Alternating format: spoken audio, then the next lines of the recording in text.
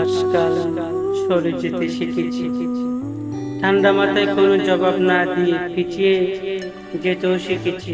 অনেকখানি চুপ করে ভাবতে শিখেছি, কোনটা ঠিক আমার জন্য আর কোনটাই বা বিষাক্ত কাটা। চিনতে শিখেছি মানুষের মুখোশের নিচে মুখটাকে, বুঝতে শিখেছি কার হাসিটা আমার জন্য মঙ্গলে আর কারটাই বা অভিশাপে।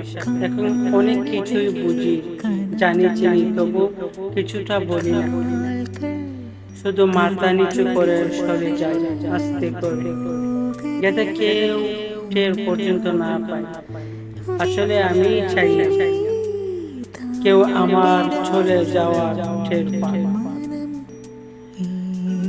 কারণ আমি জানি যেখানে বিন্দু পরিমাণ অসম